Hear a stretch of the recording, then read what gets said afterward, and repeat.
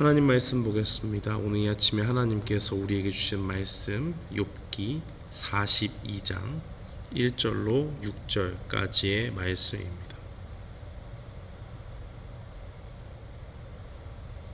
욥기 42장 1절로 6절까지의 말씀, 우리 다 찾으신 줄 알고 함께 봉독합니다. 욥이 여호와께 대답하여 이르되 주께서는 못하실 일이 없사오며 무슨 계획이든지 못 이루실 것이 없는 줄 아오니 무지한 말로 이치를 가리는 자가 누구니이까. 나는 깨닫지도 못한 일을 말하였고 스스로 알 수도 없고 헤아리기도 어려운 일을 말하였나이다.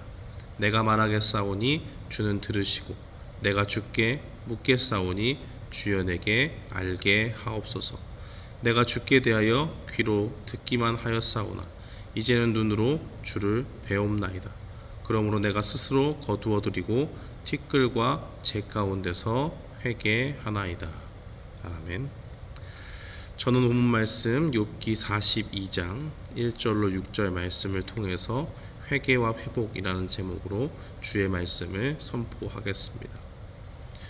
오늘 욥기 42장에 나와 있는 내용들을 살펴보면 하나님 앞에 선 인생이 우리가 어떠한 자세로 이 땅을 살아갈 수 있겠는가 하는 것을 분명히 보여주고 있습니다. 욥은 지금 이 욥기의 시작부터 이 마지막 장에 오기까지 일관된 주장 가운데 욥의 친구들과 변론했던 것을 우리는 알고 있습니다. 그는 늘 정당했고 그의 의로움을 가지고 도저히 이해할 수 없는 이 고난의 상황들 가운데서 자신의 의로움이 드러나기를 원했습니다. 그래서 자기를 정죄하는 욥의 세 친구들의 그 이야기와는 달리 자신이 정당하고 의로움 가운데서 고난받을 이유가 없음에도 고난받고 있다라는 그 답을 하나님에게서 찾기를 원했습니다. 도저히 자신은 어떠한 이유를 발견할 수가 없었기 때문에 내가 왜 고난받고 있는가? 나는 의인임에도 불구하고 지금 고난받고 있는데 이 사실에 대해서 하나님께서 나의 변론자가 되어주시고 나에게 또 나의 친구들에게 나의 정당성을 입증해 주셨으면 좋겠다라는 그러한 중심을 가지고 하나님에게 호소했던 것을 우리는 기억하고 있습니다. 욥이 그렇게 고대하던 순간들이 어느 순간 다가왔고 하나님은 욥에게 나타나셔서 말씀하셨습니다. 말씀하실 때에 욥이 원하는 답을 직접적으로 주기보다는 전혀 새로운 방법으로 욥을 깨닫게 하셨습니다. 오늘 본문 말씀은 하나님께서 욥에게 하신 그 말씀을 듣고 욥이 하나님께 대답하는 장면입니다. 욥은 온 세상을 다스리시는 하나님의 뜻을 알지 못한 채 하나님께서 자신의 의로움을 변호해 주기만을 바랬던 그 중심을 알고 있었습니다. 그러나 그 중심의 욥의 뜻과 의도와는 달리 전혀 다른 방법으로 하나님께서 자신의 뜻을 비춰 보이셨습니다. 욥에게 대답할 수 없는 하나님의 지혜와 섭리에 대해서 말씀하신 것입니다. 욥은 그 어떤 욥은 자신의 무지함을 깨닫지 못한 채 하나님 앞에 나아갔지만 하나님께서는 이 욥에게 자신이 무지하다는 것을 분명히 보여주고 있습니다.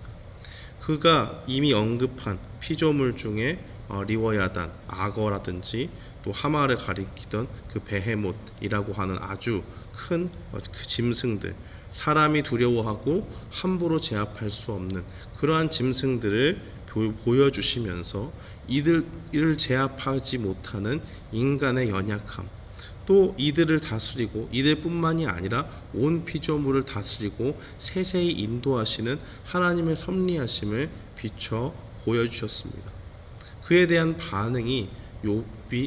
반응으로 욥이 오늘 말하고 있는 것이 무엇입니까?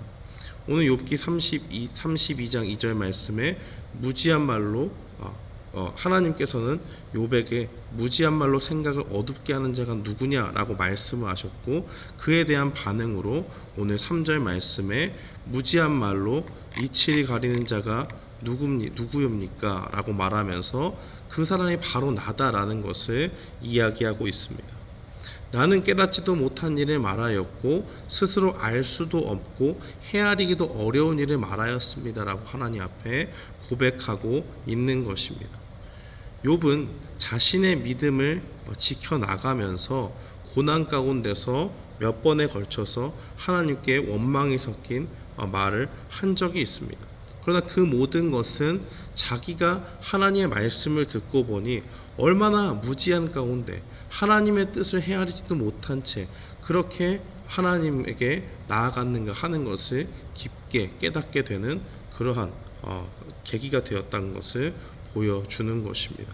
하나님께서는 욥의 눈을 밝히 들어 전능하신 하나님의 능력을 보여주셨고, 욥이 이해할 수 없지만 온 세상을 다스리시는 그 분이 하나님이다라는 것을 다시 한번 깨닫게 하셨습니다. 그래서 그 가운데 욥이 말하는 것은 무엇입니까? 5절 말씀에 보면 내가 죽게 되하여 귀로 듣기만 하였사오니 이제는 눈으로 주를 배움나이다 라고 그렇게 말합니다. 이전에는 여러 가지 말들로 하나님에 대해서 간접적으로 알 수 있는 부분들이 있었습니다.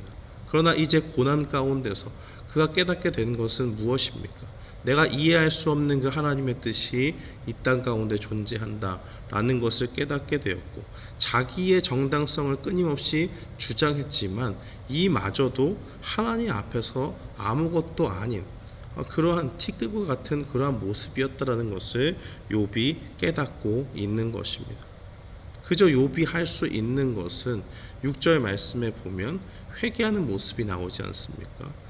내가 스스로 거두어드리고 자기의 의로움과 정당함을 하나님께서 변호해 주시기를 원했고 친구들에게 그것을 계속적으로 호소하고 있었지만 이러한 모든 것들이 다 무용함을 보여주고 다 스스로 거두어드린다라고 말합니다.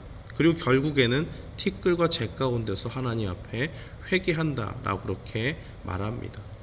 자기가 자기의 의로움을 주장했지만은 그것은 하나님 보시기에 부끄러운 것들 뿐입니다. 아무리 의롭고 정당하다고 했을지라도 하나님의 뜻을 그는 알지 못했고 그 무지함 가운데서 자기가 의롭다라는 것을 계속적으로 주장했기 때문입니다. 그러한 모습들 가운데 욥은 회개하고 하나님 앞에 자기 자신을 낮추는 모습을 보게 됩니다. 사랑하는 성도 여러분, 오늘 말씀을 통해서 우리는 무엇을 깨달을 수가 있습니까? 우리는 인생 가운데 우리가 이해하지 못하는 고난 속에서 내가 왜 이렇게 고난 당하고 나는 참 억울한 심정 가운데 하나님을 잘 섬기고 나아갔음에도 불구하고 욥과 같이 이렇게 고난받는 그런 상황들이 우리에게 다가올 때 굉장히 억울한 마음이 들 수 있습니다.